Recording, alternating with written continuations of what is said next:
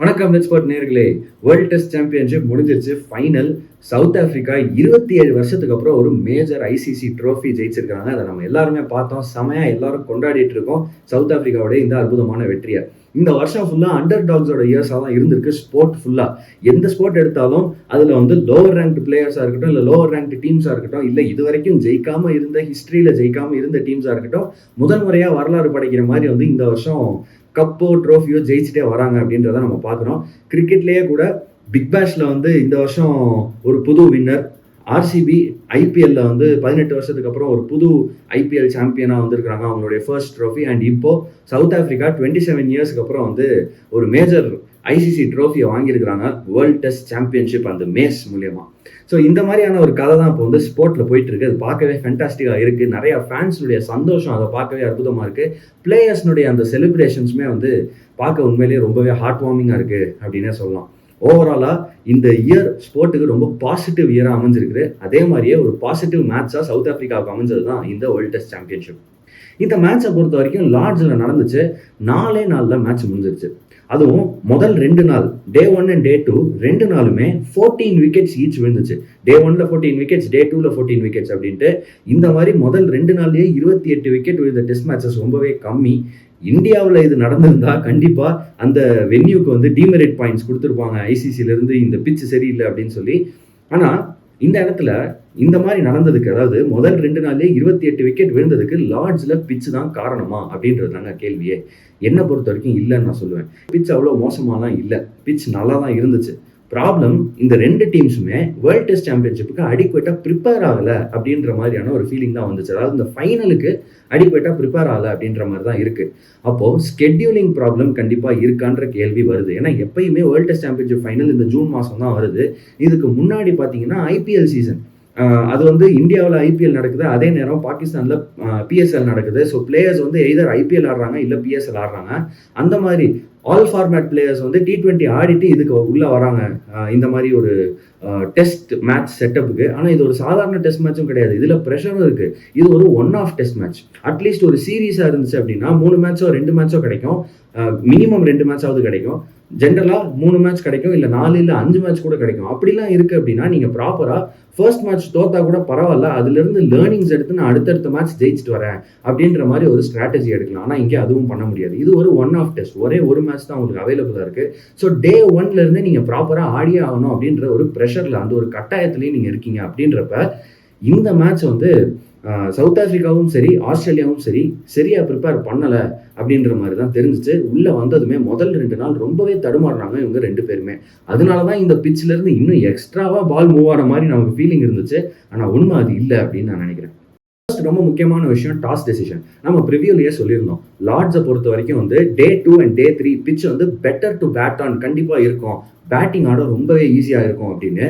டே 1 ஓரளவுக்கு பேட்டிங் ஆட கஷ்டமா இருக்கும், சீம் மூவ்மெண்ட் இருக்கும், பேசர்ஸுக்கு ஹெல்ப் கிடைக்கும் அப்படின்னு நம்ம சொல்லியிருந்தோம். அதே மாதிரி தான் நடந்துச்சு. டே 1 வந்து ஃபர்ஸ்ட் ஆக்சுவலி டாஸ் ஜெயிச்சாங்க. ஸோ இந்த மாதிரி டே 1 பவுலிங்க்கு பெட்டரா இருக்கு, டே 2 அண்ட் 3 பேட்டிங் பெட்டரா இருக்குன்னா டாஸ் ஜெயிச்சு நீங்க ஆப்போசிஷன் டீமை வந்து ஃபர்ஸ்ட் பேட்டிங் ஆட வைக்கணும். நீங்க என்ன நினைக்கணும்னா டே 1குள்ளேயே ஆப்போசிஷன் ஆல் அவுட் ஆகணும் அப்படின்ற ஒரு ஐடியால தான் எந்த ஒரு டாஸ் வின்னிங் கேப்டனுமே யோசிப்பாங்க. அதே மாதிரி தான் யோசிச்சாரு டெம்பா பவுமா. ஆஸ்திரேலியாவை பேட்டிங் ஆட வச்சாரு. Temba Bavuma chose to bowl first. அந்த டே 1 பிட்ச்ல ஆஸ்திரேலியா பேட்டிங் ஆட வராங்க. ககிசோ ரபாடா ஒரு ஸ்பெல் ஆஃப் இஸ் லைஃப் போடுறாரு. அந்த மாதிரி ஒரு ஸ்பெல் வந்து டெஸ்ட் கிரிக்கெட்ல ரொம்ப கம்மியாக தான் பார்த்துருப்போம் அப்படின்னு நான் நினைக்கிறேன். லைன் அண்ட் லென்த், லைன் அப்படின்னாலே ககிசோ ரபாடா தான், அந்த மாதிரி ஒரு ஃபீலிங் கொடுத்தாரு. அந்த லைன் அண்ட் லென்த் ப்ராப்பராக top of off stump maintain பண்ணுற மாதிரி, அண்ட் அதில் சீம் மூவ்மெண்ட் அப்பப்போ ஸ்லைட்லி அந்த ஒரு 6 to 8 மீட்டர் லென்த்து, அங்கேயுமே வந்து நல்ல பாலை பவுன்ஸ் பண்ணவும் வச்சாரு, பாலை மூவ் பண்ணவும் வச்சாரு. ஓவரால் நிறைய அந்த அவுட் சைட் எட்ஜை வந்து டார்கெட் பண்ணாரு ஆஸ்திரேலியன் பேட்ஸ்மேனுக்கு. ஸ்லிப் கார்டன்ல நிறைய கேட்சஸ் இருந்துச்சு அந்த ஃபர்ஸ்ட் இன்னிங்ஸ்ல. ஆஸ்திரேலியாவோட ஃபர்ஸ்ட் இன்னிங்ஸ்லையுமே வந்து ரபாடா மாதிரி ஒரு சாம்பியன் பவுலரை ஃபேஸ் பண்றதுனால அவுட் ஆன பேட்ஸ்மேன் இருந்தாங்க, அது பிரச்சனை இல்லை. ஆனா சில கேள்விகள் கேட்கப்படுற மாதிரியான பேட்டிங் பெர்ஃபார்மன்ஸஸும் வந்துச்சு ஆஸ்திரேலியா கிட்ட இருந்து. பர்டிகுலர்லி மார்னஸ் லபுஷேனை ஓப்பனிங் இறக்குனாங்க. மார்னஸ் லபுஷன் ஓப்பனிங் இறங்கி பெருசாக கான்ட்ரிபியூட் பண்ணலன்றதும் தெரிஞ்சிச்சு கிளியராக இந்த மேட்ச்ல இருந்து. ஆனால் இதுக்கு முன்னாடி அவர் வந்து ஓப்பன் பண்ணதே கிடையாது. அப்போ இந்த மாதிரி எக்ஸ்பெரிமெண்ட்டை நீங்கள் ஏன் ஃபைனலில் பண்ணுறீங்க அப்படின்ற ஒரு கேள்வி வருது. பார்டர் கவாஸ்கர் ட்ரோஃபியில் அற்புதமாக ஆடினா சாம் கான்ஸ்டாஸை அவங்க ஆடிருக்கணும். சாம் கான்ஸ்டாஸ் ஆடாமல் அந்த இடத்துல வந்து மார்னஸ் லபுஷன் ஆடினதுன்றது ப்ராபப்ளி ஆஸ்திரேலியாவுக்கு ஒரு பெரிய பிரச்சனையாக அமைஞ்சிருச்சு அப்படின்னு நான் நினைக்கிறேன். ஏன் அப்படின்னா அது அந்த ஒரு பொசிஷனை மட்டும் காவாங்கல. அவர் கூட ஆடின உஸ்மான் கவாஜா சரியாக ஆடலை, ஏர்லியாக அவுட் ஆயிட்டாரு. அப்படி பார்க்கும்போது கவாஜாவும் கான்ட்ரிபியூட் பண்ணலை, இந்த பக்கம் லபுஷனும் கான்ட்ரிபியூட் பண்ணலைன்னு அந்த ஓப்பனிங் பார்ட்னர்ஷிப்பே கம்ப்ளீட்டாக உடஞ்சிருச்சு. அதுக்கப்புறம் நம்பர் 3ல கேமரன் கிரீன் இறக்கியிருந்தாங்க. ஆப்வியஸ்லி ஏன் கேமரன் கிரீனை வந்து டாப்ல இறக்குறாங்க அப்படின்னா அவர் பவுலிங் போட மாட்டார். இப்போதான் அவர் வந்து பேக் சர்ஜரி முடிச்சுட்டு வந்திருக்காருன்றதுனால பேட்டிங் மட்டும்தான் ஆடிட்டு இருக்காரு. அவருக்கு இன்னும் வந்து அவங்க ஊர்ல இருக்கிற அந்த பிசியோஸ் கிட்ட இருந்து கிளியரன்ஸ் வரல பவுலிங் போட. அந்த காரணத்தினால அவர் ஒரு ப்ராப்பர் பேட்ஸ்மேனா நம்பர் 3ல இறக்கிட்டு இருக்காங்க. ப்ராப்ளம் என்னன்னா அவர் வந்து கவுண்டி கிரிக்கெட்லாம் ஆடிட்டு வராரு. அவர் வந்து கவுண்டியில் 200 ஒரு 50 மொத்தம் 3 நல்ல ஸ்கோர் அடிச்சுட்டு உள்ளே வந்திருக்கிறாரு. ஃபார்மில் தான் இருந்தார். ஆனால் நம்பர் 3ல அவர் இதுக்கு முன்னாடி ஆடினது கிடையாது. அவர் வந்து லோவர் டவுன் தி ஆர்டர் ஆடுவார். ஓல்டு பால் ஸ்பெஷலிஸ்ட் பேட்டிங்கை பொறுத்த வரைக்கும். அதாவது பால் பழசானதுக்கப்புறம் நிறைய ரன்ஸ் அடிக்கக்கூடிய ஒரு பிளேயர். அவரை நம்பர் 3ல இறக்கும் போது அதுவும் ஓப்பனிங் ஃபெயில் ஆனதுக்கப்புறம் நம்பர் 3ன்றது கிட்டத்தட்ட ஓப்பனிங் மாதிரி. ஃபர்ஸ்ட் 10 ஓவர்ஸ்குள்ளேயே உள்ள வந்து பேட்டிங் ஆடுற ஒரு இடம் தான் வந்து அங்கே உருவாகுது. அந்த மாதிரி ஒரு சுச்சுவேஷன் அவர் வந்து பேட்டிங் ஆடுறாரு. அப்படின்றப்ப கேமரன் கிரீன் ரொம்பவே கஷ்டப்பட்டாரு. கேமரன் கிரீன் பட்ட கஷ்டம் வந்து கிளியரா தெரிஞ்சிச்சு. அண்ட் 2 இன்னிங்ஸ்லையுமே அவர் சரியா ஆடலை. அப்படின்றப்போ மிகப்பெரிய ஃபெயிலியரா இருந்தாரு கேமரன் கிரீனும். இது எல்லாமே வந்து இந்த மார்னஸ் லபுஷன் நம்பர் 3ல வந்திருந்தா ஷார்ட் ஆயிருக்கும். மார்னஸ் லபுஷன் 3ல வந்து probably even Travis head open பண்ணியிருந்தா கூட இந்த பிரச்சனை இருந்திருக்காதுன்னு நான் நினைக்கிறேன். நம்பர் 5ல கேமரன் கிரீன் ஆடி இருந்தா கூட இந்த பிரச்சனை இருந்திருக்காது. பட் கம்ப்ளீட்டா இந்த பேட்டிங் ஆர்டரே வந்து அவங்களுக்கு சாதகமா இல்லாம அந்த பிளேயருடைய வீக்னஸை வந்து வெளிக்கொண்டு வர மாதிரியான ஒரு பேட்டிங் ஆர்டராக அமைஞ்சிருச்சு இந்த ஆஸ்திரேலியன் சைடுக்கு. அது ஒரு பெரிய பிரச்சனையாக இருந்துச்சு. ஃபர்ஸ்ட் இன்னிங்ஸில் 212 ரன்னுக்கு ஆஸ்திரேலியா ஆல் அவுட் ஆகிறாங்க. 2 நல்ல இன்னிங்ஸ் வந்துச்சு. அதில் ஒன்று ஸ்டீவன் ஸ்மித். டெஸ்ட் கிரிக்கெட்னால ஸ்டீவன் ஸ்மித் தாங்க ஃபேண்டாஸ்டிக் கிரிக்கெட்டர். அதுவும் அந்த டே 1 லார்ஜ் பிச் பால் செமையாக மூவ் ஆகிட்டு இருக்கு, ஸ்விங் ஆகிட்டு இருக்கு, சீம் ஆகிட்டு இருக்கு, எல்லாமே நடக்குது. அந்த இடத்துல ரபாடா போட்டாலும் சரி, எங்கிடி போட்டாலும் சரி, உயான் முல்டர் போட்டாலும் சரி, மார்க்கோ யான்சன் போட்டாலும் சரி, கம்ஃபர்டபுளாக ஆடிட்டு இருந்தாரு ஸ்டீவன் ஸ்மித். அவர் அவுட் ஆன விதம் கொஞ்சம் வித்தியாசமா இருந்துச்சு. ஒரு part time spinner Aidan Markram உள்ள கொண்டு வராரு டெம்பா பவுமா.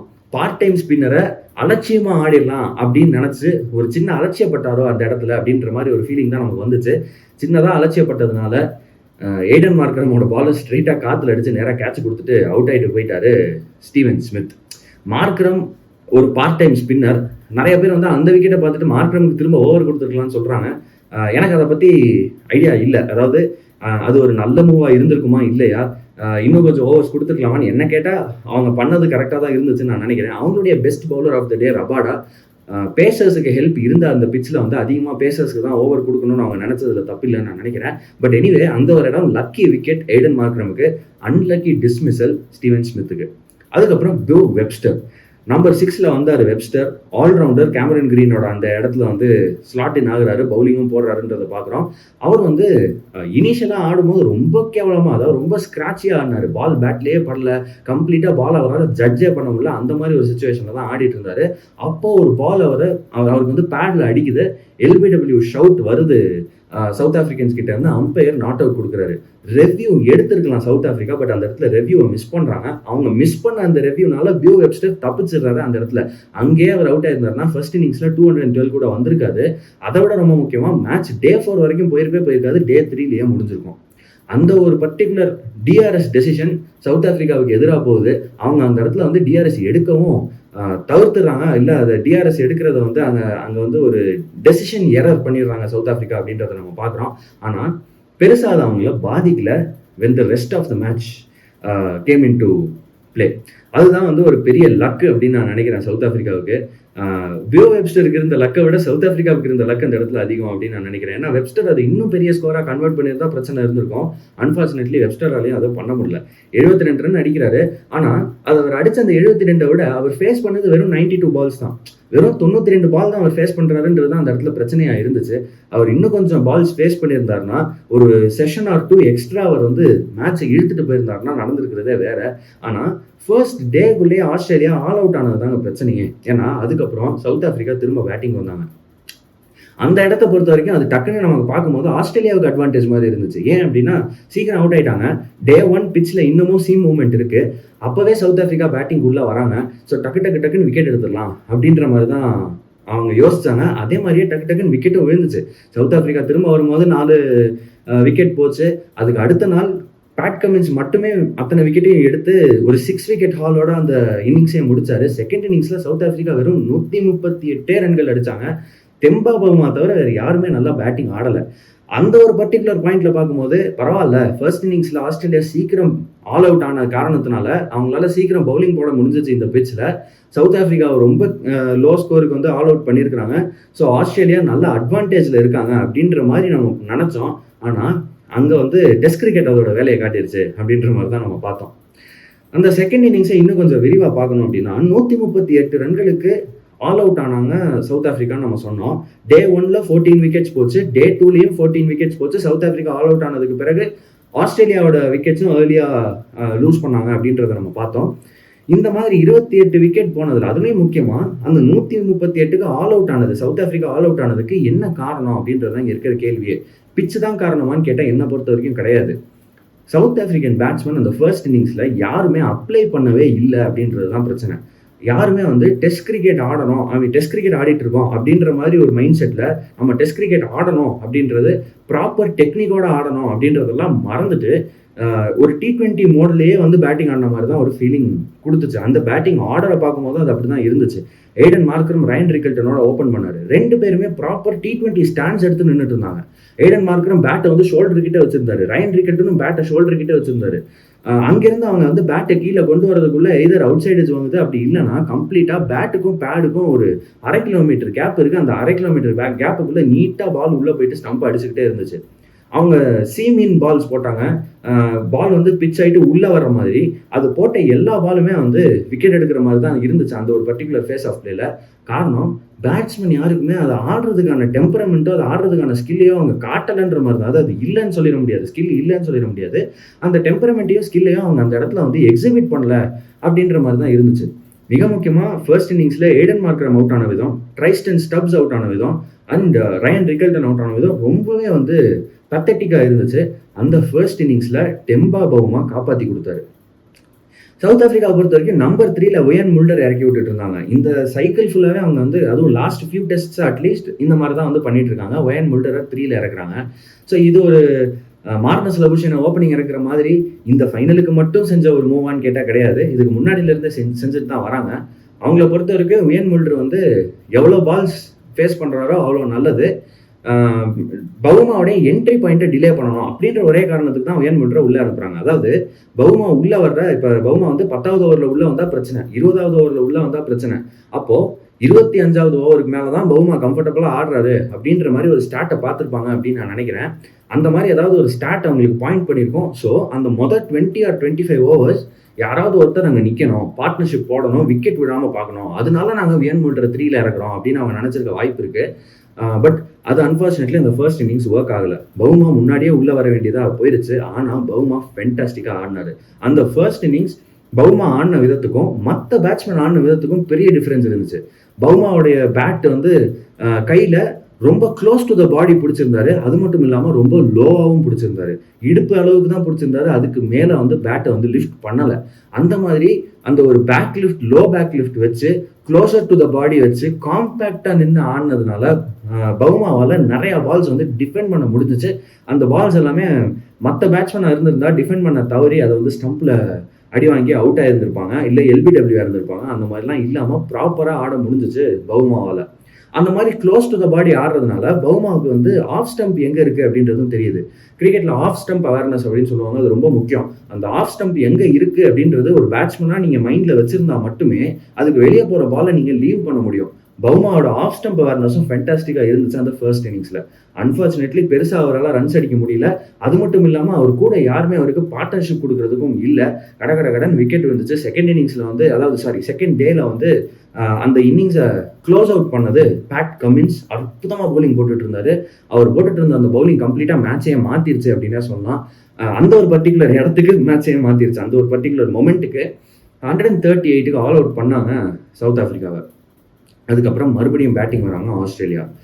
சவுத் ஆப்பிரிக்காவுக்காவது வந்து இந்த ஒரு டெக்னிக்கல் ஃப்ளா நம்ம சொன்னோம். அதாவது T20 பேட்ஸ்மேன் மாதிரி எல்லா பேட்ஸ்மேனும் வந்து T20 ஸ்டாண்ட்ஸ் எடுத்துட்டு வந்து நிக்கிறாங்க. யாருமே டெஸ்ட் பேட்ஸ்மேன் மாதிரி ஆடல அப்படின்னு. இந்த விஷயத்த நம்ம ஆஸ்திரேலியாவுக்கு சொல்ல முடியுமானா இல்ல. எல்லாரும் டெஸ்ட் பேட்ஸ்மேன் தான். ஆனா யாருமே ஒழுங்கா ஆடல. செகண்ட் இன்னிங்ஸ்ல ஸ்டீவன் ஸ்மித்துமே வந்து ஒரு ஸ்டார்ட் கிடைச்சு அவுட் ஆயிட்டு போயிட்டாரு அப்படின்றத பார்க்கும்போது எந்த பேட்ஸ்மேனுமே வந்து நிக்கவே இல்லை அந்த டாப் ஆர்டர் ஃபுல்லா. இன்ஃபேக்ட் வந்து முதல் 5 விக்கெட் டாப் 5ல யாருமே கான்ட்ரிபியூட் பண்ணல. 6ல திரும்ப பியூ வெப்ஸ்டர் வந்தாரு. அவரும் சரி இந்த இன்னிங்ஸும் திரும்ப அதே மாதிரியே ஆடி கொடுப்பாரானா ஃபர்ஸ்ட் இன்னிங்ஸ்ல இருந்த அந்த லக் அவருக்கு இல்ல. செகண்ட் இன்னிங்ஸ்ல LBW ஆகி அவுட் ஆயிட்டு போயிட்டாரு. ஃபர்ஸ்ட் இன்னிங்ஸ்ல அதே LBWல தப்பிச்சாரு. அந்த லக்கும் இல்ல அப்படின்றதுனால 6th பேட்ஸ்மேன் பியூ வெப்ஸ்டரும் அவுட் ஆயிடுறாரு. அப்போ நம்பர் 7 அலெக்ஸ் கேரியும் அதுக்கப்புறம் வர்ற பேட் கமின்ஸ் உள்ள வந்தாரு. கொஞ்சம் ரன்ஸ் அடிக்க ட்ரை பண்ணிட்டு அவுட் ஆனாரு. பட் அவருக்கு அப்புறம் வந்து மிச்சல் ஸ்டார்க் இவங்க 2 பேரும் ஒரு பார்ட்னர்ஷிப் போட்டாங்க. அந்த கேரி ஸ்டார்க் பார்ட்னர்ஷிப் ஒரு நல்ல ஸ்கோர் வந்து போட்டுச்சு ஆன் த போர்டு. அதுக்கப்புறம் அடுத்த நாள் ஸ்டார்க்கும் நேத்தன் லேயனும் ஒரு பார்ட்னர்ஷிப் போட்டாங்க. ஸ்டார்க் ஒரு அரை சதம் அடிச்சாரு. அதை பார்க்கும்போது நமக்கு வந்து India versus England Lord's test தான் ஞாபகம் வந்துச்சு. முகமது ஷமி 50 அடிப்பாரு, ஜஸ்பிரீத் பும்ரா ஒரு 30 யார்டு அடிப்பாரு. அந்த மாதிரி ஒரு ரியர் கார்டு ஆக்ஷன் நம்ம வந்து பார்ப்போம். அந்த டெய்ல் எண்ட் வந்து முன்னாடி வந்து பெர்ஃபார்ம் பண்ணி கொடுக்கும். பேட்ஸ்மேன் எல்லாம் வந்து நீங்களாம் என்னையா பேட்டிங் ஆடுறீங்க பாருங்க, நாங்க பவுலர்ஸ் நாங்க உங்களோட பெட்டர் ஆடுறோம் அப்படின்னு சொல்ற மாதிரி ஆடிட்டு இருப்பாங்க.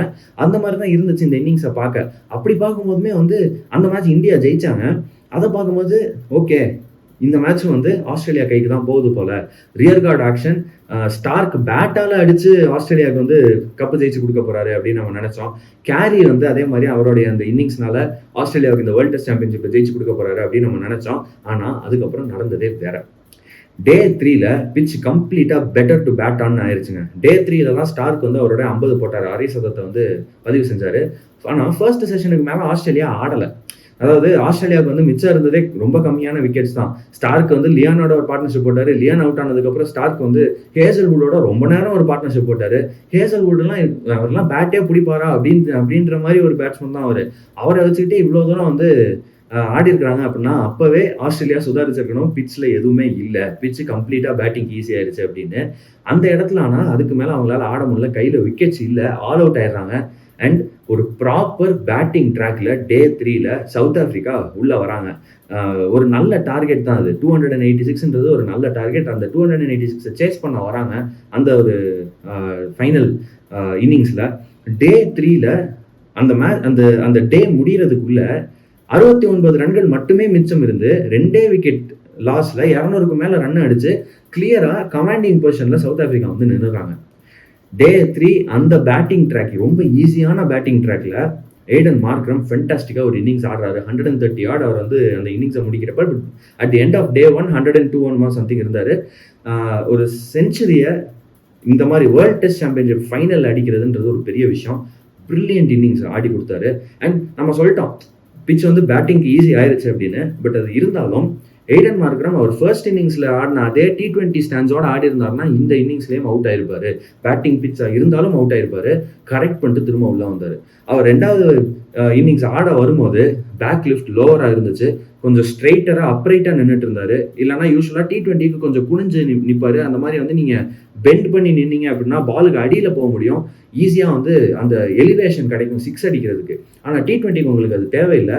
நீங்க பாலை பெட்டரா பார்க்குற இடத்துல இருக்கணும். ஸோ நீங்க அப்ரைட்டா நின்னா கொஞ்சம் பெட்டரா இருக்கும். ப்ராபப்ளி ஏடன் மார்க்ரமோட ஹைட்ல இருக்கிற பிளேயர்ஸ் வந்து அப்ரைட்டா நிற்கிறது எப்பயுமே பெட்டரா இருக்கும் அப்படின்னு நான் நினைக்கிறேன்.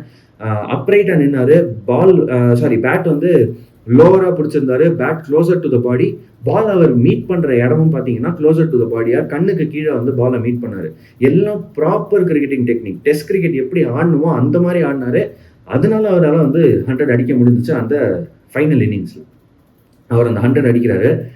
ஃபர்ஸ்ட் இன்னிங்ஸ்ல அந்த ஃபைனல் டே ஃபர்ஸ்ட் இன்னிங்ஸ்ல வந்து எப்படி பவுமா ஒரு எண்டை பிடிச்சி நின்னாரு. ஆனா அந்த எண்ட்ல யாரும் ஆடல அப்படின்ற மாதிரி இருந்துச்சோ, இந்த பக்கம் வந்து ஏடன் மார்க்ரம் ஒரு எண்ட்ல நிக்கிறாருன்னு தெரியும். பவுமா அதே மாதிரியே பார்ட்னர்ஷிப் வந்து பில்ட் பண்றாரு. ஃபர்ஸ்ட் இன்னிங்ஸ்ல பவுமா எப்படி டிஃபென்சிவா சூப்பரா ஆடினாரோ அதே மாதிரியே செகண்ட் இன்னிங்ஸ்லயும், அதாவது அந்த ஃபைனல் இன்னிங்ஸ் ரன் சேஸ்லயும் ஆடுறாரு. ஒரு பியூட்டிஃபுல் பார்ட்னர்ஷிப் ஒன்று போடுறாரு. பட் ஆக்சுவலி வந்து அந்த ஒரு பவுமானுடைய செகண்ட் இன்னிங்ஸ்ல பாத்தீங்கன்னா நிறைய சான்சஸ் எடுத்தாரு, நிறைய பவுண்டரிஸ் எடுத்தாரு. ஓவர் த கவர்ஸும் போனாரு. ஓவர் த இன்ஃபீல்டு தூக்கி அடிச்சுலாம் வந்து பவுண்டரிஸ் அடிச்சிட்டு இருந்தாரு. பார்க்கவே சூப்பரா இருந்துச்சு. அதெல்லாம் ஓவராலா வந்து அந்த இடத்துல அவங்க ரொம்ப பாசிட்டிவா ஆடினாங்க. பிட்ச் வந்து பெட்டர் டு பேட் ஆன் ஆயிருச்சு. இந்த மேட்ச் நம்ம தான் ஜெயிக்க போறோம் அப்படின்ற ஒரு கான்ஃபிடன்ஸ்ல அவங்க ஆடின மாதிரியே தான் இருந்துச்சு. அது பார்க்க சூப்பரா இருந்துச்சு. ஸோ அந்த டே 3 முடியும் போது பவுமாவும் மார்க்ரமும் நாட் அவுட் இருந்தாங்க. பட் அன்ஃபார்ச்சுனேட்லி பவுமா வந்து அந்த செகண்ட் இன்னிங்ஸ் ஆட ஆரம்பிக்கும் போது ஒரு ஹாம்ஸ்ட்ரிங் இன்ஜுரி பிக்கப் பண்ணிட்டாரு. அதுக்கப்புறம் அவரை வந்து ரிட்டையர்ட் ஹர்ட் பண்ணிடலாம் அப்படின்ற மாதிரிலாம் டக் அவுட்ல பேசிட்டு இருந்தாங்க அப்படின்ற மாதிரி தகவல்லாம் வந்திருக்கு. சவுத் ஆப்பிரிக்கன் கோச்சஸ் வந்து அதெல்லாம் டிஸ்கஸ் பண்ணியிருந்திருக்காங்க. பட் பவுமா இல்லை நான் கண்டிப்பா ஆடுவேன், இது world test championship final, I don't want to get retired hurt, I want to play till the end அப்படின்னு சொன்னாரு. டே 3யோட எண்ட் வரைக்கும் ஆடினாரு. டே 4ல அன்பார்ச்சுனேட்லி ஏர்லியா அவர் வந்து கமின்ஸ் கிட்ட அவுட் ஆயிட்டாரு. ஆனா அவர் அவுட் ஆனதுக்கப்புறம் ஒரு சின்ன பயம் இருந்துச்சு, ஒருவேளை இங்கிருந்து ஒரு பேட்டிங் கொலாப்ஸ் நடந்துருமோ. ஏன்னா சவுத் ஆப்பிரிக்கா இதுக்கு முன்னாடி வந்து எங்க இருந்தெல்லாமோ மேட்சஸ் தோத்துருக்காங்க அந்த நாக் அவுட்ஸ்ல. அதனாலதான் அவங்களுக்கு அந்த சோக்கர்ஸ் அப்படின்ற அந்த டேகுமே வந்திருக்கு. அதெல்லாம் பார்க்கும்போது நமக்கு லைட்டா பயமா இருந்துச்சு. பட் பவுமா வந்து அதெல்லாம் ஒன்றும் கிடையாது, மேட்ச் முடிஞ்சிச்சு, நான் அவுட் ஆனாலும் பரவாயில்ல, அடுத்த வர பேட்ஸ்மேன் வந்து முடிச்சிருவாங்க அப்படின்ற மாதிரி ஒரு நம்பிக்கையில இருந்த மாதிரி தான் தெரிஞ்சிச்சு. அதுக்கப்புறம் உள்ள அந்த பேட்ஸ்மேனுமே சிறப்பாக ஆடினாங்க. மார்க்ரம் அந்த இன்னிங்ஸ் ஃபுல்லாக கடைசி வரைக்கும் நின்று முடிச்சு கொடுக்கணுன்ற ஒரு வெறியோடு இருந்தார். அஃப்கோர்ஸ் அவரால் கடைசியில் அது முடிச்சு கொடுக்க முடியல, அவர் அவுட் ஆகிட்டாரு. பட் பை த டைம் அவர் அவுட் ஆனதுக்குள்ளேயே வந்து மற்ற பேட்ஸ்மேன்லாம் செட் ஆகிட்டாங்க. ட்ரைசன் ஸ்டப்ஸாக இருக்கட்டும், கைல் வெர்ரைனாக இருக்கட்டும், அவங்க கிட்ட இருந்து கான்ட்ரிபியூஷன்ஸ் வர ஆரம்பிச்சிருச்சு. ஸோ ஓவராலாக எந்த பிரச்சனையுமே இல்லாமல் சேஸ் பண்ணி முடிச்சுட்டாங்க சவுத் ஆப்பிரிக்கா. கடைசியில் அந்த வின்னிங் ரன்ஸ் கைல் வெர்ரைனா கிட்ட இருந்து வந்துச்சு. இந்த மேட்ச் அவங்க ஜெயிச்சதோட நம்ம ஆல்ரெடி சொல்லியிருந்தோம், 27 இயர்ஸுக்கு அப்புறம் ஒரு மேஜர் ஐசிசி ட்ரோஃபி ஜெயிச்சிருக்கிறாங்க சவுத் ஆப்பிரிக்கா அப்படின்னு. Fantastic victory. இதில் என்ன அப்படின்னா, யூஸ்வலாக சவுத் ஆப்பிரிக்காவுடைய ஸ்குவாடில் 6 பிளேயர்ஸ் வந்து ரெப்ரசன்டேஷன் பேசிஸில் வந்து இருப்பாங்க. அதாவது கம்பல்சரியாக 6 பிளேயர்ஸ் ஆஃப் கலர் இருக்கணும் அப்படின்ட்டு. அதில் 2 பிளேயர்ஸ் ஆஃப் கலர் வந்து பிளாக் சவுத் ஆப்பிரிக்கன்ஸாக இருக்கணும். அதில் மீதி உள்ள 4ல் வந்து mixed race players and Indian origin players இந்த மாதிரி Indian R Pakistani origin players வந்து இருப்பாங்க அப்படின்றத நம்ம பார்த்துருக்கோம். அந்த மாதிரி தான் இந்த ஸ்குவாடும் செலக்ட் செய்யப்பட்டிருக்கு. பட் இந்த ஸ்குவாடில் அந்த மாதிரி வந்து, அதாவது இந்த ஜென்ரலாக ஒரு அஜெண்டா வச்சு பேசுகிறவங்க, இந்த ரிசர்வேஷனுக்கு அகெயின்ஸ்டாக பேசுகிறவங்க, இதை சவுத் ஆப்பிரிக்கன் கிரிக்கெட் டீம் ஒரு எக்ஸாம்பிளாக யூஸ் பண்ணுவாங்க. இவங்க இவ்வளோ நாள் ட்ரோஃபியை ஜெயிக்காததுக்கு காரணமே இந்த ரிசர்வேஷன் பாலிசி, இந்த ரெப்ரசன்டேஷன் பாலிசி தான் அப்படின்லாம் சொல்லுவாங்க. ஆனால் இந்த மேட்சை பொறுத்த வரைக்கும் யாரெல்லாம் பெர்ஃபார்ம் பண்ணியிருக்காங்கன்னு பாருங்கள். ஆஸ்திரேலியாவுடைய பேட்டிங் இன்னிங்ஸ், 2 பேட்டிங் இன்னிங்ஸும் பெரிய ஸ்கோர் வராததுக்கு காரணம் ககிசோர் ரபாடா மட்டும் இல்லை, ஆஸ்திரேலியாவோட செகண்ட் இன்னிங்ஸில் அவங்களால வந்து ஒரு பெரிய ஸ்கோர் போட முடியாமல், நிறைய நேரம் பேட்டிங் ஆட முடியாமல் அந்த டாப் ஆர்டர் ரொம்ப சீக்கிரம் அவுட் ஆனதுக்கு இன்னொரு காரணம் லுங்கி எங்கிடி. பேட்டிங்கில் எய்டன் மார்க்ரம் ஒரு மிக்சட் ரேஸ் பிளேயர். அவர் வந்து he is not a white south African, touch கிடையாது, அவர் வந்து mixed race player. Temba Bavuma 2 இன்னிங்ஸுமே அற்புதமாக பேட்டிங் ஆடி கொடுத்தாரு. ஆங்கர் இன்னிங்ஸ் ஆடினாரு, ஃபர்ஸ்ட் இன்னிங்ஸ்லையும் சரி செகண்ட் இன்னிங்ஸ்லையும் சரி. ஃபர்ஸ்ட் இன்னிங்ஸில் அவருடைய கான்ட்ரிபியூஷன் நீங்கள் எடுத்துட்டீங்கன்னா சவுத் ஆப்பிரிக்கா மேட்ச்சை தோத்துருப்பாங்க. அந்த மாதிரி ஒரு சுச்சுவேஷன் இருந்துச்சு. டெம்பா பவுமா அஸ் கேப்டனும் நல்லா பண்ணார். நல்ல பவுலிங் ரொட்டேஷன்ஸ் இருந்துச்சு டெம்பா பவுமா கிட்ட இருந்து, நல்ல ஃபீல்ட் செட்ஸ் இருந்துச்சு. மிக முக்கியமாக அந்த ஆஸ்திரேலியன் செகண்ட் இன்னிங்ஸுக்கு நல்ல ஃபீல்ட் செட் வச்ச காரணத்தினால தான் ஆஸ்திரேலியன் பேட்ஸ்மேன் யாருமே சரியாக ரன் அடிக்க முடியல. அந்த மாதிரி ஒரு கேப்டன்சியும் டிஸ்பிளே பண்ணார். ஓவராலாக பை மெரிட் தான் வந்து இவங்க ஆடி இருக்கிறாங்க, அதில் எந்த டவுட்டுமே கிடையாது. அதில் பிளேயர்ஸ் ஆஃப் கலர் தான் பெர்ஃபார்ம் பண்ணி கொடுத்து இந்த மேட்சை ஜெயிச்சும் கொடுத்துருக்காங்க அப்படின்றது ரொம்பவே பெருமையான விஷயம். நீங்கள் சவுத் ஆப்பிரிக்காவுடைய வரலாறை வந்து படிச்சிங்க அப்படின்னா, சவுத் ஆப்பிரிக்கா வரலாறு உங்களுக்கு தெரிஞ்சது அப்படின்னா இது எவ்வளோ முக்கியம் அப்படின்னு உங்களுக்கு கண்டிப்பாக தெரியும். அந்த மாதிரி ஒரு மேட்ச் தான் இது. 27 இயர்ஸுக்கு அப்புறம் ஒரு ட்ரோஃபி ப்ளஸ் இந்த மாதிரி இந்த பேச்சுக்களுக்கெல்லாம் இனிமேல் இடம் இல்லை அப்படின்னு சொல்கிற மாதிரியான ஒரு பதிலடி வந்து சவுத் ஆப்பிரிக்கா கண்டிப்பாக கொடுத்துருக்குறாங்க அப்படின்றதுல எந்த விதமான டவுட்டுமே கிடையாது. கோயிங் ஃபார்வர்ட் சவுத் ஆப்பிரிக்கா இதே டெஸ்ட் டீமோட ஆடுவாங்க, இன்னும் கான்ஃபிடென்ட்டாக தான் ஆடுவாங்க. அவங்க பேட்டிங் இன்னும் இதை விட பெட்டர் தான் ஆகும் அப்படின்னு நான் நினைக்கிறேன். பட் இந்த இடத்துல ஒரே ஒரு சின்ன பிரச்சனை சவுத் ஆப்பிரிக்காவுக்கு என்ன இருக்குன்னு பார்த்தீங்கன்னா, போக போக டெஸ்ட் கிரிக்கெட்டர்ஸ் குறைஞ்சிக்கிட்டே வராங்க சவுத் ஆப்பிரிக்காவில். ரீசெண்டாக கூட பார்த்தோம், ஹென்ரிக் கிளாசன் டெஸ்ட் கிரிக்கெட்டர் கிடையாது, ஆனால் ஒரு இன்டர்நேஷனல் கிரிக்கெட்லேருந்து ரிட்டையர்மெண்ட் அனௌன்ஸ் பண்ணிட்டு வெறும் கிளப் கிரிக்கெட் மட்டும்தான் ஆட போகிறேன் அப்படின்ற மாதிரி சொல்லிட்டு இருக்காரு. சவுத் ஆப்பிரிக்காவில் வந்து யங் டேலண்ட்ஸ் அப்படின்றது அஃப்கோர்ஸ் அந்த SA20ன்ற T20 டோர்னமெண்ட்லேருந்து வராங்க. ஆனால் யங் டேலண்ட்ஸ் டெஸ்ட் கிரிக்கெட் ஆடுற அளவுக்கு டேலண்டோட எத்தனை பேர் வராங்க அப்படின்ற ஒரு கேள்வி இருக்குது. கீகன் பீட்டர்சன் ஒரு பிளேயர் வந்தார், ஆனால் அவர் இன்னைக்கு எங்கே இருக்காருன்னே தெரியல. டோனி டிசோர்சி வந்து உள்ளே வந்தார், ஆனால் சரியாக பெர்ஃபார்ம் பண்ணலன்றதுனால அவர் இப்போ ரிசர்வ்ஸில் வச்சிருக்கிறாங்க. அவர் பிளேயிங் 11ல் வந்து ஆட மாட்டேங்கிறாங்க. டோனி டிசோர்சிக்கு பதிலாக தான் வந்து வியன் முல்டர் 3ல ஆடுற ஒரு லெவலுக்கு போயிட்டாங்க. இப்போ வந்து வியன் முல்டர் 3, ரயன் ரிக்கல்டன் நல்ல பிளேயர் நான் இல்லைன்னு சொல்ல, ஆனால் ரயன் ரிக்கல்டனும் இன்க்ரீசிங்லி ஒரு T20 பிளேயர் மாதிரி தான் மாறிட்டு வராரு. அப்போது எய்டன் மார்க்கரம் இப்போ ஒரு T20 பிளேயரா இருந்தாரு. இந்த மேட்ச்லயே நம்ம சொன்னோம் ஃபர்ஸ்ட் இன்னிங்ஸ் அந்த T20 மோட்லயே தான் இருந்தாரு அப்படின்னு. ட்ரைஸ்டன் சப்ஸும் அதே மாதிரியே கம்ப்ளீட் T20 பேட்ஸ்மேனா மாறிட்டு வராரு. கைல் வெரன கிட்ட இருந்து பெருசா வந்து ஒயிட் பால் ரெட் பால் பெர்ஃபார்மன்சஸ் வர்ற மாதிரி தெரியல. ஸோ கைல் வெரனும் எந்த மாதிரியான ஒரு குவாலிட்டி வச்சிருக்காரு அப்படின்றது தெரியல. சவுத் ஆப்பிரிக்காவை பொறுத்த வரைக்கும் அடுத்து வர்ற ஜென்ரேஷன் T20 கிரிக்கெட் ஆடுறதுக்கு ரெடியா இருக்கிற மாதிரி தான் தெரியுது. டெஸ்ட் கிரிக்கெட் ஆட ரெடியா இருக்காங்களா அப்படின்ற ஒரு கேள்வி இருக்கும். ஆனா இந்த டெஸ்ட் டீம் கண்டினியூ ஆகுற வரைக்கும், இந்த பிளேயர்ஸ் விளையாடுற வரைக்கும் அடுத்து வர்ற சீரீஸ்லாம் ரொம்ப கான்ஃபிடென்ட்டாக ஆடுவாங்க அப்படின்னு நான் நினைக்கிறேன். They will be the team to beat. நிறைய கேள்விகள் இருந்துச்சு. இன்ஃபேக்ட் இந்த வேர்ல்டு டெஸ்ட் சாம்பியன்ஷிப் ஃபைனலுக்கு அவங்க குவாலிஃபை ஆனதே வந்து ஈஸியாக குவாலிஃபை ஆயிட்டாங்க, டஃப் டீம்ஸ் அவங்க ஃபேஸ் பண்ணல, அந்த மாதிரிலாம் நிறைய அலிகேஷன்ஸ் இருந்துச்சு. ஈஸியர் ரவுட்டில் வந்து ஃபைனல்ஸுக்கு வந்துட்டாங்க அப்படின்னு. ஆனால் அதெல்லாம் இல்லாமல் இந்த வேர்ல்டு டெஸ்ட் சாம்பியன்ஷிப் சைக்கிளோட பெஸ்ட் டீமான ஆஸ்திரேலியாவை பீட் பண்ணிட்டு தான் வந்திருக்காங்க அப்படின்றத, அதாவது பீட் பண்ணி தான் ஜெயிச்சிருக்காங்க அப்படின்றத நம்ம பார்த்தோம். ஸோ இந்த டீம் இந்த கான்ஃபிடென்ஸோட அடுத்து வர இந்த அடுத்த சைக்கிள் வேர்ல்டு டெஸ்ட் சாம்பியன்ஷிப் கண்டிப்பாக ஆடும் அப்படின்னு நான் நினைக்கிறேன். I think this will be a team to beat. நல்லா ஆடுவாங்க, பொறுத்து வந்து பார்க்கலாம் இவங்க என்ன பண்ணுறாங்க அப்படின்னு. But on the longer run test cricket South ஆஃப்ரிக்காவில் வந்து அவ்வளோ பெருசாக டெவலப் ஆக மாட்டேங்குது, மெல்லச்சாகும், டெஸ்ட் கிரிக்கெட் மெல்லச்சாகும் அப்படின்ற மாதிரி ஒரு இடத்துல தான் சவுத் ஆஃப்ரிக்காவில் இருக்கோ அப்படின்ற ஒரு சின்ன டவுட் வருது. அடுத்தது நீங்கள் பார்த்தீங்கன்னா ஆஸ்திரேலியா. இந்த மேட்ச் தோல்வி அடைஞ்சிட்டாங்க, அதில் எந்த விதமான மாற்று கருத்தும் கிடையாது. இந்த மேட்ச் அவங்க தோல்வி அடைஞ்சதை நிறைய கண்டிப்பாக இன்ட்ரோஸ்பெக்ட் பண்ணுவாங்க, அதுலேயும் எந்த மாற்று கருத்தும் கிடையாது. ஆனால் ரொம்ப முக்கியமான விஷயம் ஆஸ்திரேலியாவை பொறுத்த வரைக்கும் அவங்களுக்கு ரொம்ப எப்பயுமே ரொம்ப ப்ரெஸ்டீஜியஸான ஒரு டோர்னமெண்ட் அப்படின்னா அது ஆஷஸ். இந்த வருஷம் டிசம்பர் மாதம், அதாவது ஆஸ்திரேலியன் சம்மரில் வந்து ஆஷஸ் நடக்க போகுது. இங்கிலாந்து ஆஸ்திரேலியாவுக்கு பயணிக்க போகிறாங்க. இந்த சீரீஸை கண்டிப்பாக ஜெயிக்கணும்னு நினைப்பாங்க. ஆஸ்திரேலியா ஆஷஸில் ஒரு மேட்ச் தோத்தா கூட அவங்க ஃபேன்ஸ் வந்து எப்படி ரியாக்ட் பண்ணுவாங்க அப்படின்னு தெரியும். அவங்க ஊரில் இருக்கிற ஃபேன்ஸ் கூட பரவாயில்ல, ஃபேன்ஸ் கூட வந்து கொஞ்சம் கிரிக்கெட் நாலேஜ் இருக்கிற ஃபேன்ஸாக இருப்பாங்க. அவங்க ஊர் மீடியா எப்படி ரியாக்ட் பண்ணும் அப்படின்னு அவங்க தெரியும். இந்த பிளேயர்ஸுக்கு கண்டிப்பாக ப்ரெஷர் ரொம்பவே ஜாஸ்தியாக இருக்கும். வேர்ல்டு டெஸ்ட் சாம்பியன்ஷிப் ஃபைனலில் தோத்துட்டு இப்போ அடுத்து ஆஷஸ் ஆட போகிறாங்க. ஆஷஸுக்கு நடுவில், இந்த வேர்ல்டு டெஸ்ட் சாம்பியன்ஷிப் ஃபைனலுக்கும் ஆஷஸுக்கும் நடுவில் வெஸ்ட் இண்டீஸுக்கு அகேன்ஸ்டாக ஒரு டெஸ்ட் டோர்னமெண்ட் இருக்குது, ஒரு டெஸ்ட் சீரீஸ் இருக்குது. வெஸ்ட் இண்டீஸ் அந்த அளவுக்கு ஒரு ஸ்ட்ராங்கான டெஸ்ட் சைடாக இருக்கான்னு கேட்டால் இல்லை. ஸோ இங்கிலாந்துக்கு ப்ரிப்பேர் பண்ணுறதுக்கு வெஸ்ட் இண்டீஸோட ஆனால் அது எந்த அளவுக்கு நல்ல ப்ரிப்பரேஷனாக இருக்குன்றது ஒரு பெரிய கேள்வி. அந்த வெஸ்ட் இண்டீஸ் டோர்னமெண்ட்டுக்கு, அந்த சீரீஸுக்கு யார் இடம் பெறுவாங்க, எந்த பிளேயர்ஸுக்கு இடம் கிடையாதுன்றது ஒரு பெரிய கேள்வியாக இருக்கும். உஸ்மான் கவாஜா ஆடுவாரா ஆட மாட்டாரான்றது ஒரு பெரிய கேள்வி. அவரை பொறுத்த வரைக்கும் இந்த ஆஷஸ் ஆடிட்டு ரிட்டையர் ஆகலாம் அப்படின்ற மாதிரி தான் அவர் நினச்சிருப்பாரு. ஆனால் பெர்ஃபார்மன்ஸஸ் வரல அப்படின்னா டீம் வந்து அவர் ஆஷஸ் வரைக்கும் பிளேயிங் லெவனில் வச்சிருப்பாங்களா அப்படின்றது ஒரு பெரிய கேள்வி. சாம் கான்ஸ்டாஸ் வெளியே வெயிட் பண்ணிட்டு இருக்காரு அப்படின்றதும் ஒரு மிக முக்கியமான விஷயம். மார்னஸ் லபுஷேன் ஓப்பன் பண்ணுறது, ப்ராபப்ளி மார்னஸ் லபுஷேனை வந்து வெஸ்ட் இண்டீஸ் டோர்னமெண்ட், அந்த வெஸ்ட் இண்டீஸ் சீரீஸில் இன்னும் கொஞ்சம் சான்சஸ் கொடுப்பாங்க மார்னஸ் லபுஷேனுக்குன்னு நான் நினைக்கிறேன். But I am still not convinced அந்த மூவ் ஒரு நல்ல மூவா இல்லையா அப்படின்னு. கான்ஸ்டாஸும் மார்னஸ் லபுஷேனும் எப்படி ஆடுறாங்கன்னு பார்க்கணும். மேபி அந்த பார்ட்னர்ஷிப் செட் ஆயிடுச்சுன்னா லபுஷேன் கிட்ட இருந்தும் பெர்ஃபார்மன்ஸஸ் வரதுக்கான வாய்ப்பு இருக்கு. பட் நம்பர் 3ல யார் ஆட போறாங்க? கேமரன் கிரீன் அட் 3 ஒர்க் ஆகிற மாதிரி தெரியல. Probably Steven Smith at 3, Cameron Green at 4னா கூட வந்து கொஞ்சம் பெட்டராக இருக்கும் அப்படின்னு நான் நினைக்கிறேன். ஆனால் அது அவங்க செய்வாங்களா?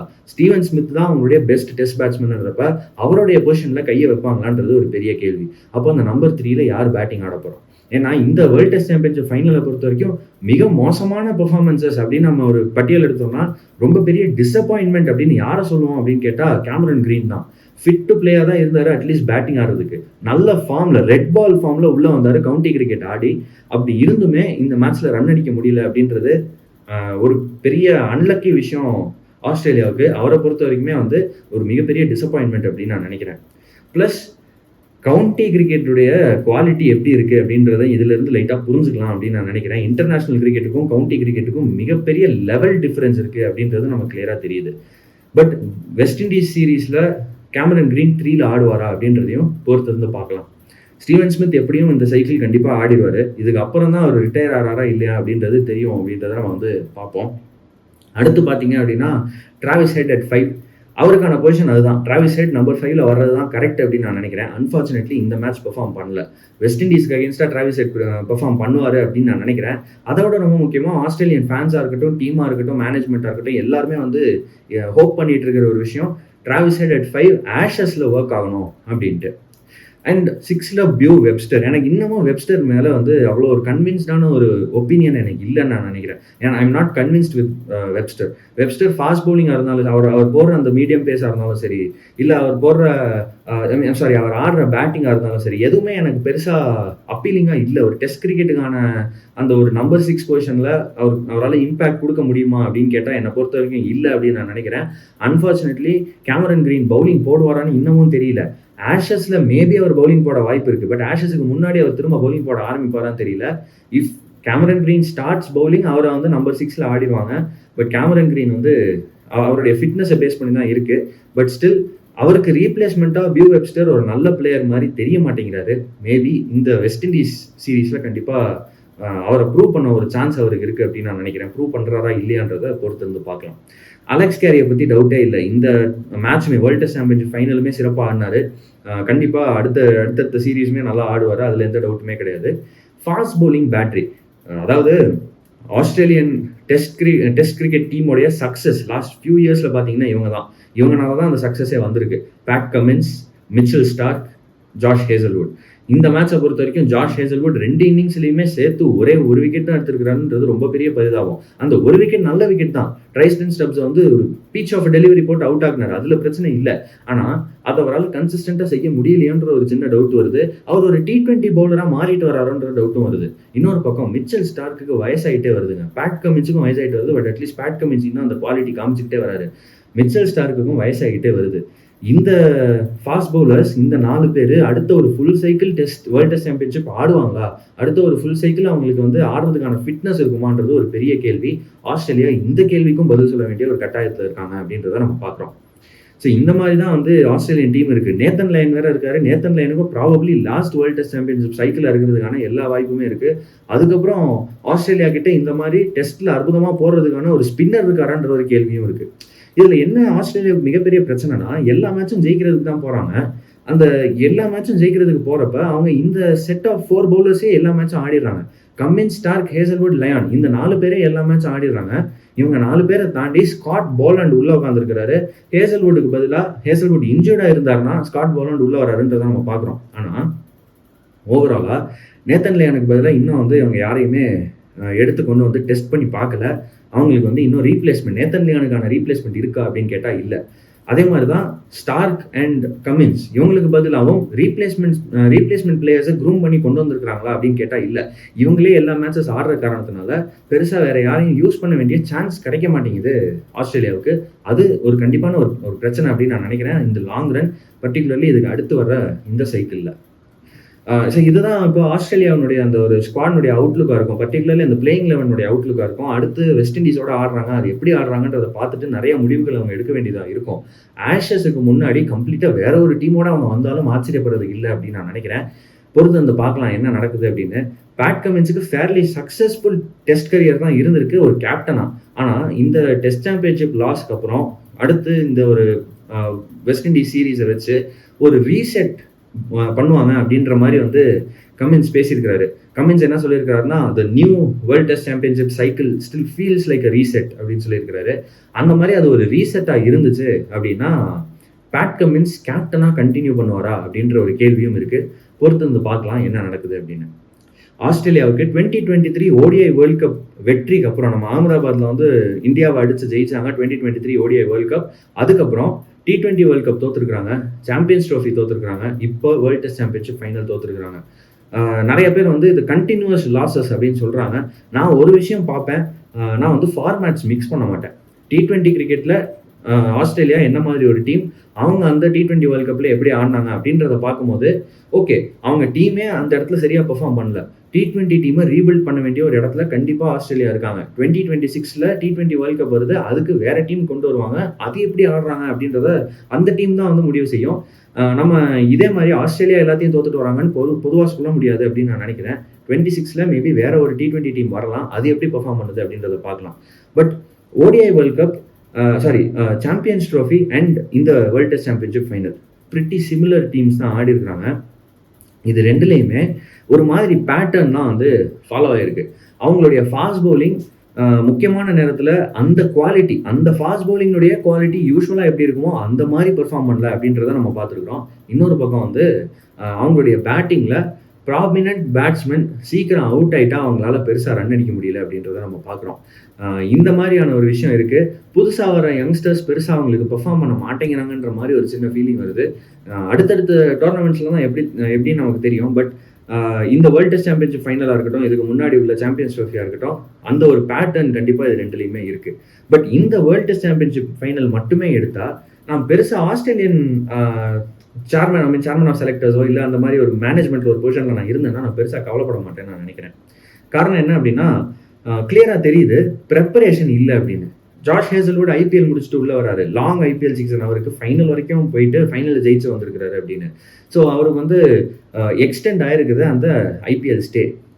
மிச்சல் ஸ்டார்க்கு குரூப் ஸ்டேஜ்லேயே வந்து திரும்ப வந்துட்டாரு. பேட் கமின்ஸ் குரூப் ஸ்டேஜ்லேயே திரும்ப வந்துட்டாரு. இருந்தாலும் அந்த 2 மாதம் ஐபிஎல் விளையாண்டுட்டு வர்ற ஒரு காரணம் வந்து அதனால வந்து இந்த வேர்ல்டு டெஸ்ட் சாம்பியன்ஷிப் ஃபைனலில் அவங்களுடைய பெஸ்ட்டை கொடுக்க முடியலையோ அப்படின்ற ஒரு கொஸ்டின் நம்ம கண்டிப்பாக இருக்கும்னு நான் நினைக்கிறேன். ப்ராபப்ளி அடுத்த வேர்ல்டு டெஸ்ட் சாம்பியன்ஷிப்க்கு முன்னாடி ஐபிஎல் பேன் ஆனாலும் பரவாயில்ல, அவர் ராதர் பேன் ஆகக்கூடாதுன்னா அவங்க ஆக்ஷனுக்கே பேர் கொடுக்கக்கூடாது.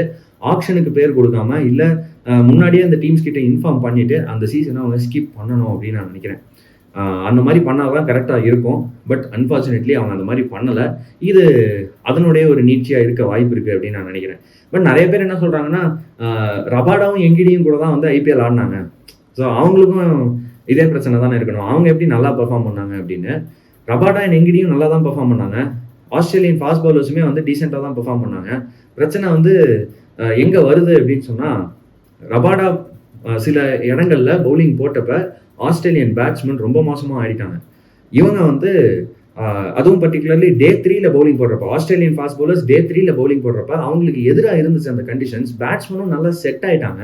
அப்படி இருக்கும்போது ஒரு ப்ராப்பர் டெஸ்ட் கிரிக்கெட் அந்த ஸ்கில் அவங்க வெளிப்படுத்த வேண்டிய ஒரு கட்டாயத்தில் அவங்க வந்து தள்ளப்பட்டாங்க. அந்த இடத்துல ப்ராபப்ளி கொஞ்சம் ஃபிசிக்கலி டயர்டாக இருந்தாங்களான்னு தெரியல, இல்லை அந்த டெஸ்ட் கிரிக்கெட் மோடில் அவங்க இன்னும் ஸ்விட்ச் ஆன் ஆகலையான்னு தெரியல, அவங்க கிட்டேருந்து அந்த பெர்ஃபார்மன்ஸ் வரல. அது மட்டும் இல்லாமல் நம்ம ஆல்ரெடி பேசணும், சவுத் ஆஃப்ரிக்கன் பேட்ஸ்மேன் கிட்டேயும் வந்து T20 டெக்னிக் வருது அப்படின்னு. பட் எனிவே நம்ம இப்போ ஆஸ்திரேலியா பற்றி பேசிட்டு இருக்கோம். ஆஸ்திரேலியன் பேட்ஸ்மேன்லையுமே சில பிளேயர்ஸை வந்து கண்டிப்பாக ஆஸ்திரேலியா யோசிப்பாங்க, இவங்க கிட்ட அந்த T20 சாயல் உள்ள வருதோ அப்படின்ட்டு. பட் சில பிளேயர்ஸ் இன்னும் வெளியே வெயிட் பண்ணிட்டு இருக்காங்க. ஜாஷ் இங்கிலீஷ் மாதிரி பிளேயர்ஸ், இவங்க T20 பேட்டிங் தான் ஆடுவாங்கன்னு தெரியும். பட் இவங்கள டெஸ்ட் கிரிக்கெட்ல ஆடலாமா அப்படின்னு யோசிப்பாங்க. பட் என்னை பொறுத்த வரைக்கும், இந்த மேட்சை பொறுத்த வரைக்கும், வேர்ல்டு டெஸ்ட் சாம்பியன்ஷிப் ஃபைனலை பொறுத்த வரைக்கும் ஆஸ்திரேலியா டிட் பிளே டீசென்ட்லி. கொஞ்சம் லக் அவங்களுக்கு அகெயின்ஸ்டாக இருந்துச்சு. ப்ராபப்ளி அந்த லக் வந்து சவுத் ஆஃப்ரிக்கா பக்கம் போன அந்த லக் ஆஸ்திரேலியா பக்கம் வந்துருந்தா இவங்களும் ஜெயிச்சிருப்பாங்க. டே 1 சிறப்பாக ஆடினாங்க. பவுலிங்கை பொறுத்த வரைக்கும் டே 1 and 2 சிறப்பாக ஆடினாங்க ஆஸ்திரேலியா. பட் டே 3 and 4 கம்ப்ளீட்டாக வந்து பிச் கண்டிஷன்ஸ் எல்லாம் மாறிடுச்சு. அந்த லக் ஆஸ்திரேலியா கிட்ட இல்லை அப்படின்றத நம்ம பார்த்தோம். ஸோ ப்ராபப்ளி ஆஸ்திரேலியன் டீமாக இருந்தால் நான் இதை ரொம்ப பெரிய லாஸாக நான் பார்க்க மாட்டேன். இதுலேருந்து ஈஸியாக மீண்டு வந்துடலாம். ஆனால் பொறுத்திருந்து பார்க்கலாம் ஆஸ்திரேலியா என்ன பண்ணுறாங்க அப்படின்னு. கண்டிப்பாக ப்ரெஷரில் இருப்பாங்க. So that's it guys.